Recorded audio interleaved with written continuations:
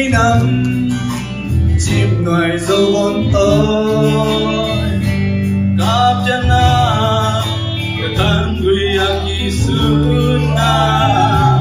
kita đi quan tôi quay sang sự gặp đi tu nu mẹ lom sát đi dâu ta bên chỉ ta đi cái sam dâu qua vàng dâu đang lên dâu cây na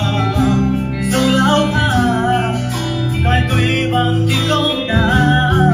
aki bằng dâu lão theo các con kinh lên phía tôi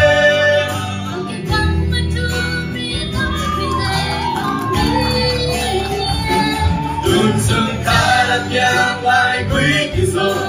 chim hoài vẫn tội thế xin lên má mẹ mai khi bằng chỉ kém rồi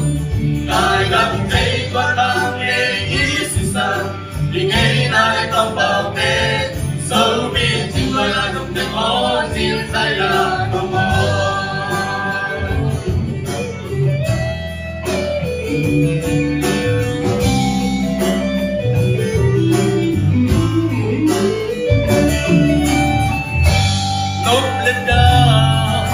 Wople kitwagi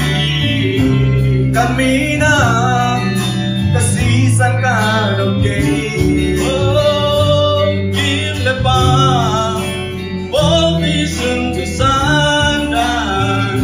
ki kaya te ami kita te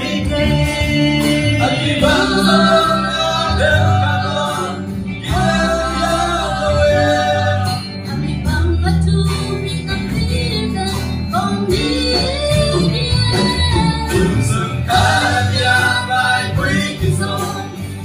Hãy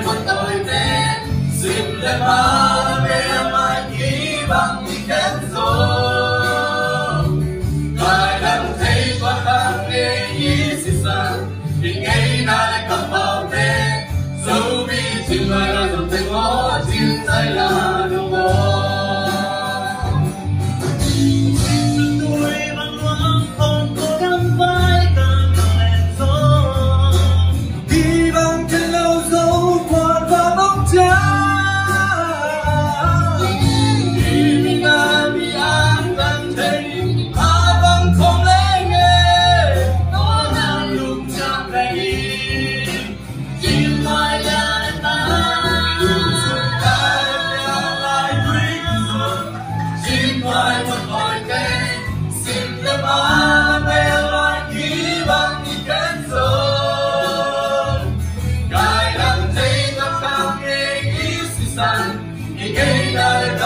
để